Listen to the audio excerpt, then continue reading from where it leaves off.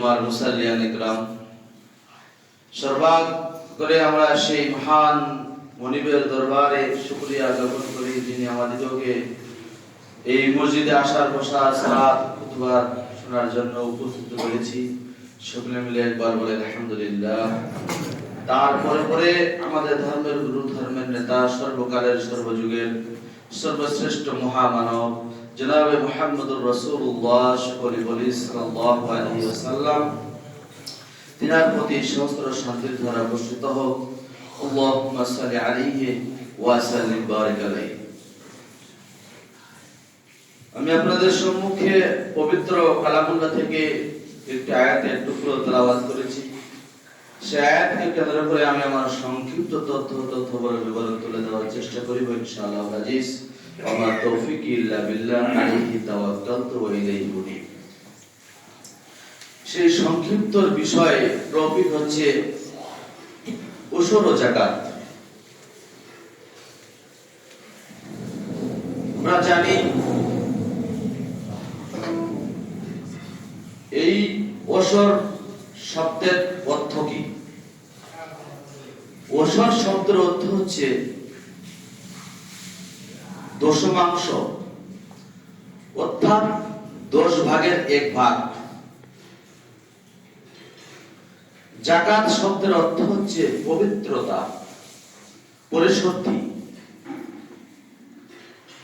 ওসর যে আমরা 10 ভাগের 1 ভাগ, সে থেকে ধান, গম, শস্য, ফল, সবজি ইত্যাদি ইত্যাদি।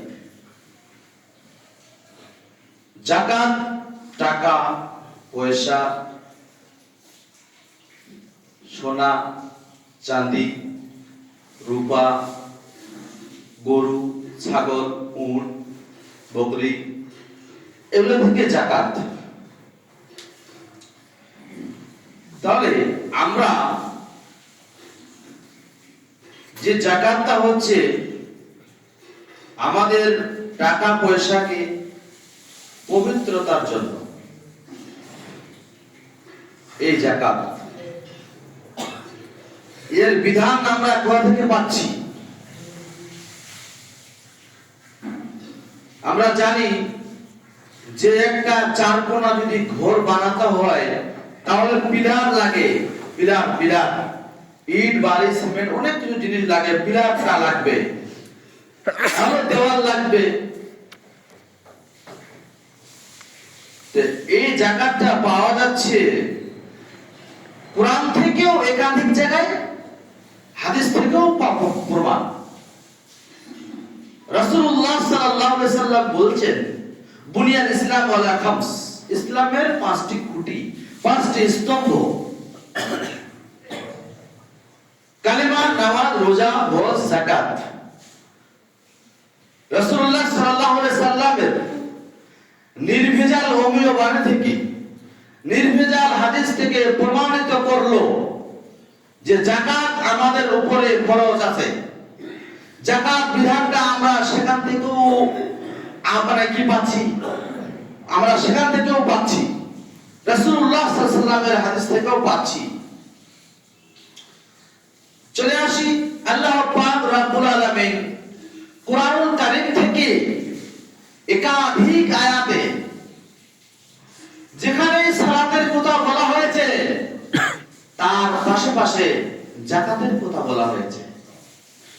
যেখানে সালাতের কথা বলা হয়েছে তার পাশে যাকাতের কথা বলা হয়েছে। ওয়াকিমুস সালাত ওয়া আতুজ যাকাত।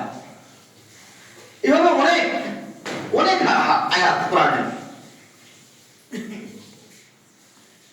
তাহলে আমরা কোরআন থেকে, আল্লাহর কালামুল্লাহ থেকে এবং নবী করিম সাল্লাল্লাহু আলাইহি ওয়াসাল্লামের প্রিয় হাদিস মুখস্থিত বাণী থেকে আমরা পাচ্ছি যাকাত এবং ওসর, এই জিনিসটা আমরা পাচ্ছি, বিধানটা এটা পাচ্ছি। এটা কারা মানবে? উজ্জ্বল সরকার মানবে না অন্যান্য ধর্মের লোকেরা মানবে? যারা কালেমাও পড়েছে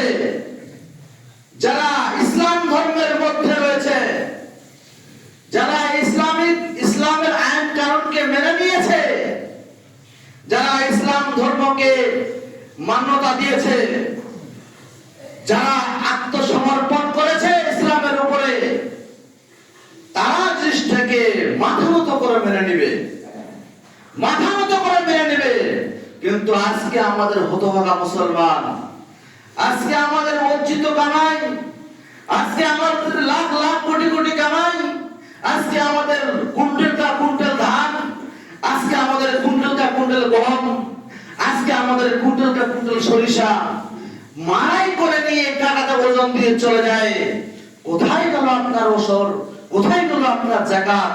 আপনি নাকি কালেমা শাহাদাত পড়ে ইসলামের সুশীতল ছায়ার তলে নাকি ঢুকে আছেন, আপনি নাকি মুসলিম, আপনি নাকি মুসলিম। বলতে যাচ্ছিলাম, দুঃখ লাগে মানুষেরা আজকে মাদ্রাসা বলে আপনার দরবারে হাজির হয়, কুটু কথা বলে আপনি তাকে বিদায় করেন, দূর 5-10 টাকা দিয়ে বিদায় করেন। আজকে দরিদ্র মিসকিন আপনার বাড়িতে আসে, এক কুটু চাল দিয়ে 5-10 টাকা দিয়ে আপনি তাকে বিদায় করেন, কিন্তু তাকে যেটা দেওয়ার পরিমাণ মতো দিতে হবে সেটাকে আমি আপনি দিচ্ছেন না। আপনাকে বিরক্ত করছে, এত আসে।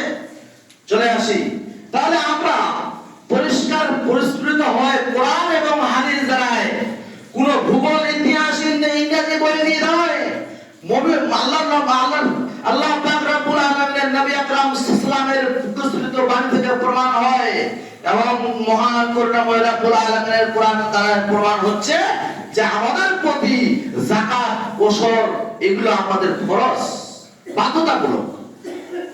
এরকম মিয়া আছে আজকে, এরকম মানুষ আছে বিঘাটা বিঘা তার ধান, 200 কুইন্টাল ধান, 300 কুইন্টাল গম মায় করে দিয়ে চলে যায়। ওই লোকটা 5 ওয়াক্ত সালাত আদায় করতে আসে, ওই লোকটা 5 ওয়াক্ত সালাত আদায় করতে আসে, তার কি সালাত গ্রহণযোগ্য হবে? চলে আসি নবী করিম সাল্লাল্লাহু আলাইহি সাল্লামের হাদিস, চলে আসি নবী করিম সাল্লাল্লাহু আলাইহি সাল্লামের কাছে একজন লোক এসে বলছে, ইয়া রাসূলুল্লাহ, ইয়া আল্লাহর নবী গো, আপনি আমাকে এমন আমল শিখিয়ে দিন যে আমলটা আমাকে কোথায় প্রবেশ করাবে? জান্নাতে, ওই ঘরে, সুন্দর ঘরে, ওই সুসজ্জিত ঘরে আমাকে প্রবেশ করাবে, আরামদায়ক জায়গাকে প্রবেশ করাবে। আপনি আমাকে এমন আমল শিখিয়ে দিন ইয়া রাসূলুল্লাহ। নবী করিম সাল্লাল্লাহু আলাইহি লোকটাকে শিখাচ্ছে তা'বুদুল্লাহ। এক নাম্বার বললেন আল্লাহর নবী সাল্লাল্লাহু আলাইহি, আল্লাহর নবী হযরত মুহাম্মদ রাসূলুল্লাহ সাল্লাল্লাহু আলাইহি সাল্লামের কাছে লোকটা আসলো, এসে জিজ্ঞাসা করছে আমাকে যেন জান্নাতে প্রবেশ করে এমন কিছু আমল আমাকে শিখান। নবী করিম সাল্লাল্লাহু আলাইহি সাল্লাম শিখাচ্ছেন তা'বুদুল্লাহ, আল্লাহর ইবাদত করবে, আল্লাহর ইবাদত করবে। আল্লাহর ইবাদত থেকে মানুষ আজকে আছে? আল্লাহর ইবাদত থেকে মানুষ আসছে?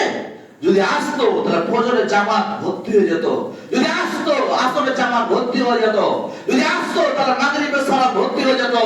2-4-5টা লোক নামাজ পড়তে আসে, এটাকে মুসলিম বলে বড় দাবি করে।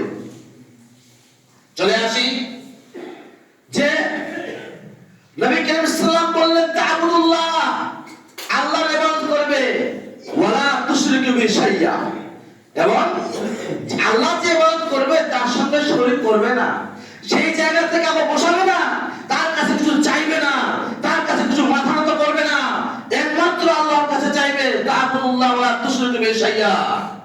তার বলছে ওয়াকিমুস সালাত, তারপর সালাত আদায় করবে, তারপর সালাত আদায় করবে, ওয়াতুজ যাকাত, এবং তারপরে যাকাতটা দিবে, তারপর যাকাতটা আদায় করে দিবে। এইভাবে যদি এগুলো আমল যদি করে দাও, তোমাকে জান্নাতে কেউ ঠেকাতে পারবে না। এগুলোর মধ্যে আমাদের আছে, আমাদের চিহ্ন আছে এগুলোর মধ্যে। আমি আজকে আব্দুল সাত্তার, আব্দুল রহমান, আব্দুল খালেক, আব্দুল জব্বার, আজকে আমাদের নামগুলো মুসলমান নাম, এগুলো আমরা এর মধ্যে কি পরিচয় আছে আমাদের? নাই। তাহলে নবী করিম সাল্লাল্লাহু আলাইহি কথা শিখিয়ে দিলেন। চলে আসে, শুধু তাই নয়, নবী করিম সাল্লাল্লাহু আলাইহি কাছে আরেকজন লোক আসলেন, তিনি বলছেন যা নবী করিম সাল্লাল্লাহু আলাইহি কাছে আসছেন, তিনি হচ্ছে বেদুইন। তিনি বলছেন ইয়া রাসূলুল্লাহ, হে আল্লাহর নবী গো, আমাকে কিছু আমল শিখিয়ে দিন যেটা থেকে আমি কি করব? জান্নাতের মধ্যে প্রবেশ করব। তিনিও বলছেন যে লোকটা আমাকে, যে আমলটা আমাকে জান্নাতের মধ্যে ঢুকাবে, তাকেও আল্লাহর নবী সাল্লাল্লাহু আলাইহি সাল্লাম বলছেন, কি বলছেন? যে তুমি কি করবে? আল্লাহর ইবাদত করবে এবং তার সঙ্গে শরীক করবে না, এবং সালাত আদায় করবে এবং যাকাত দিবে। এই যাকাত দিবে, এই যাকাতের কথাও তিনি নবী করিম সাল্লাল্লাহু আলাইহি সাল্লাম বারবার করে বলছেন, যাকাত আদায় করবে। নবী করিম সাল্লাল্লাহু আলাইহি সাল্লাম বলে দিচ্ছেন।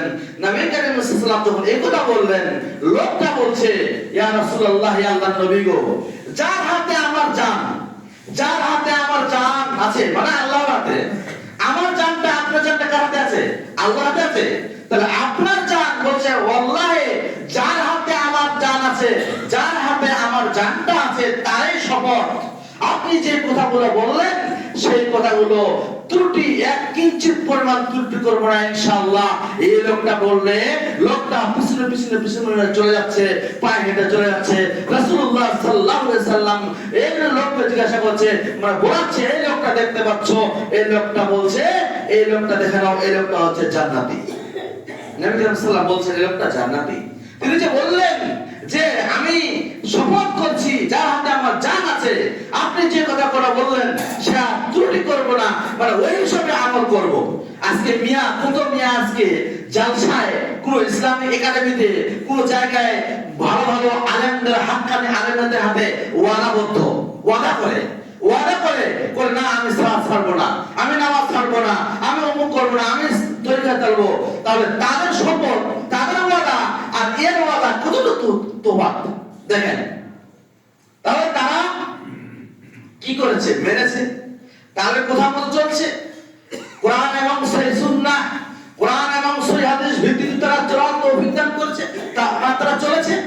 আজকে আমাদের সমাজে আমরা 52টা বছরে, জানুয়ারি থেকে নিয়ে ডিসেম্বর অবধি 52টা খুতবা শুনি, একটা খুতবাতে আমরা মনোযোগ দিয়ে শুনি না, একটা খুতবা শুনি না এবং কিছু আমল করার চেষ্টা করি না। মানুষ আজকে আমল করতে চায় না, মানুষ আজকে আমল করতে চায় না, শুনতে চায়। এটা আমাদের স্বভাব।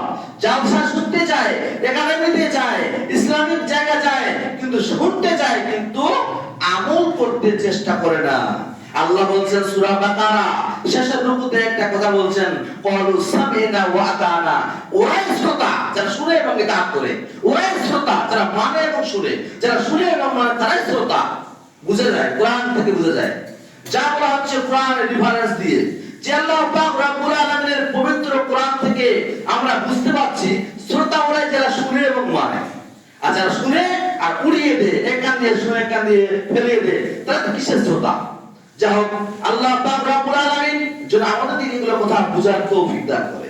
তার চলে আসছে আজকে আমাদের সমাজে, আজকে আমাদের এই সোসাইটিতে অনেক ধরনের আমরা এই খেতি খামার করি, অনেক ধরনের টাকা পয়সা রোজগার করি, অনেক ধরনের হাজার হাজার টাকা আজকে আমাদের সমাজে দেখা যায়। এই টাকাগুলো আমরা আজকে যাকাত দিতে চাই না, ওসর দিতে চাই না, আমরা নিজের মধ্যে ভক্ষণ করছি। আমরা নিজের মধ্যে ভক্ষণ করতে চাই।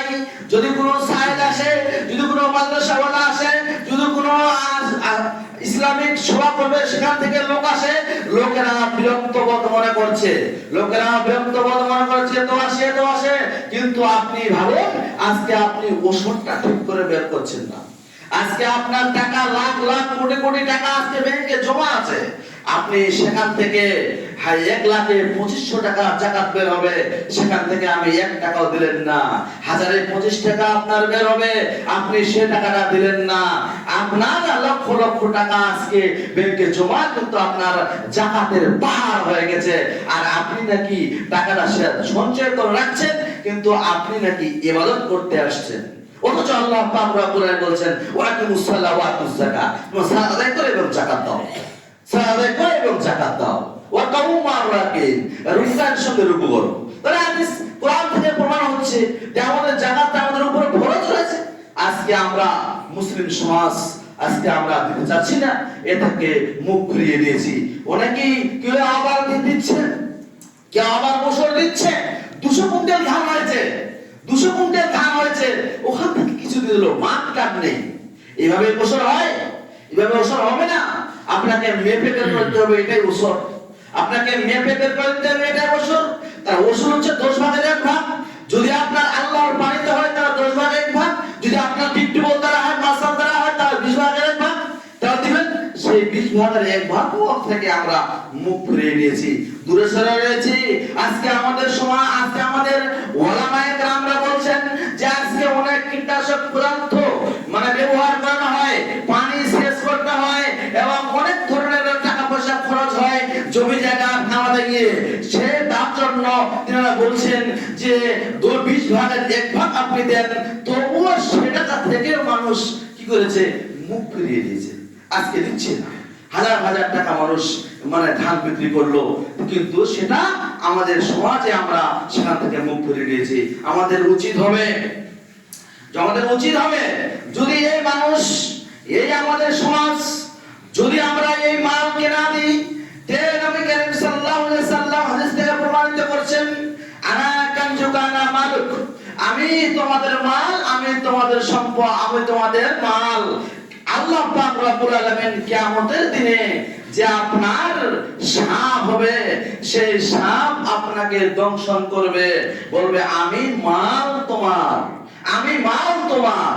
যদি কেউ টাকা পয়সা, যদি কেউ সোনা চাঁদি, যদি কেউ টাকা যাকাত এবং সোনা চাঁদি এবং গরু ছাগলের যাকাত না দেয়, নিসাব পরিমাণ হলে, নিসাব যদি হয় তাও দিবেন, নচেত আপনাকে দেওয়া লাগবে না। তাহলে শাস্তি রয়েছে, এই শাস্তির জন্য আমরা যেন রেডি থাকি, এই শাস্তি রক্ষণের জন্য আমরা রেডি থাকি। যদি আমরা দিয়ে থাকি তাহলে খুব ভালো কথা। আজকে মুসলিম সমাজ ইসলাম ধর্মের মধ্যে দাখিল হয়ে, ইসলাম ধর্মাবলম্বী লোক হয়েও আমরা আজকে কি করেছি, ইসলাম ধর্মকে মানতে চাই না, এই শরীয়তি বিধানকে মানতে চাই না, কোরআন এবং সুন্নাহর দিকে আমরা আগাতে চাই না। আজকে চলে আসি সেটা আমাদের রিসার্চ করে। হাদিসের মধ্যে প্রমাণিত, নবী করিম সাল্লাল্লাহু আলাইহি সাল্লাম বলছেন, যদি কোনো গরু ছাগলের কেউ যদি যাকাত না দেয়, যদি বেশি হয় নিসাব পরিমাণ হয়, তাহলে তাকে নবী করিম সাল্লাল্লাহু আলাইহি সাল্লাম বলছেন তাকে শাস্তি দেওয়া হবে শিং এবং খুর দ্বারায়। তাকে শাস্তি দেওয়া হবে কিয়ামতের দিনে, তাকে শাস্তি দেওয়া হবে শিং দিয়ে এবং তাকে খুর দিয়ে, তার খুর দিয়ে। যদি আপনি সোনার, যদি আপনি টাকার যাকাত না দেন, তাহলে আপনার গলায় কি হবে, আপনার গলায় সাপ হবে, আপনার গলায় সেই সাপ দ্বারা আপনাকে দংশন করা হবে। যদি আপনি তার সোনা চাঁদির যাকাত না দেন, তাহলে আপনাকে গরম দ্বারায় যে আপনার আঁচ দেওয়া হবে, গরম উত্তপ্ত আগুন দ্বারায় আঁচ দেওয়া হবে। তাহলে 3টা জিনিসের 3টা বিভক্ত করে আপনার জন্য শাস্তি প্রস্তুত করা আছে। সেই শাস্তি আমরা থেকে দূরে করতে চাইলে আমাদেরকে ঠিক মতো ওসর যাকাত বের করতে হবে। ওসর ও যাকাত আমাদেরকে, আমাদের বাধ্যতামূলক। যেমন সালাত বাধ্যতামূলক, যেমন নামাজ বাধ্যতামূলক, যেমন আজকে আমরা ইসলাম ধর্মের মধ্যে দাখিল হয়েও রোজা সিয়াম, যেমন রমজান মাসের সিয়াম যেমন বাধ্যতামূলক, ওইভাবে যাকাতও আপনার প্রতি বাধ্যতামূলক। আপনাকে ওসর যাকাত দিতে হবে যদি আপনার নিসাব পরিমাণ পরিপূর্ণ হয়। যাও, তাহলে আমরা নিশ্চয়ই আমরা যেহেতু মুসলিম, যেহেতু আমরা আব্দুল সাত্তার, আব্দুল খালেক, আব্দুল জব্বার, আমাদের নাম তো আর উজ্জ্বল সরকার নয়, আর সরকার প্রকার নয়। আমরা যত ইসলামের মধ্যে যারা ঢুকেছি, ইসলাম ধর্মকে যারা মনোনীত ধর্ম হিসেবে যারা আপনারা নিয়েছি, এই ব্যাপারে আল্লাহ পাক রব্বুল আলামিন বলছেন, ইন্না দীনা ইনদাল্লাহিল ইসলাম, ইসলাম হচ্ছে আল্লাহ পাক রব্বুল আলামিনের কাছে একটা মনোনীত ধর্ম। এই ধর্মের মধ্যে যারা আমরা ধর্মাবলম্বী লোক হয়েও যারা আজকে শরীয়তি বিধানকে পা দিয়ে কুচলিয়ে একদম ফেলে দিচ্ছি, কিন্তু আমাদের উচিত হবে যে আমরা এগুলো জিনিস মানার ইতাআত করা। নবী করিম সাল্লাল্লাহু আলাইহি কি করলেন, আল্লাহ পাক রব্বুল আলামিন কি বিধান দিলেন, আপনি যে সালাত করতে আসেন, কেন আসেন, কি বিধানে আসলেন, বুঝাতে পারেন কি জন্য আসলেন? নিশ্চয় শরীয়তি বিধান পেয়েছেন, নিশ্চয় শরীয়তি বিধান পেয়েছেন, ওই জন্য আপনারা সালাত করতে আসছেন। আল্লাহ পাক রব্বুল আলামিন যেন আমাদের ওসর যাকাতের বিষয় খুব প্রাপ্তক বিষয়, এই বিষয়গুলো যেন আমাদের বোঝার তৌফিক দান করে। সকলে একবার বলুন আমিন। আল্লাহ পাক রব্বুল আলামিন, আর দোয়া করি আল্লাহ পাক রব্বুল আলামিনের কাছে, মহান করুণাময় রব্বুল আলামিন যেন আমরা যেন ওসর টাকা যেন পাই টু পাই বের করে দিতে পারি, যেদিন টাকা পড়া করবে সেদিন যেন বের করে দিতে পারি। আল্লাহ পাক রব্বুল আলামিন যেন আমাদের তৌফিক দান করে। সকলে একবার বলুন আমিন। আল্লাহ পাক রব্বুল আলামিনের কাছে দোয়া করি যে এই সমস্ত আজকে মুসলিম উম্মাহর মধ্যে আমরা যত লোক আজকে অসুখ বিসুখে জর্জরিত, যারা আজকে অসুস্থ অবস্থায় পড়ে আছে, মাবুদ তাদেরকে তুমি সুস্থ করে দাও। আল্লাহ পাক রব্বুল আলামিন তাদের জন্য সুস্থ করে সকলে করে একবার বলুন আমিন। আল্লাহুম্মা আনসুর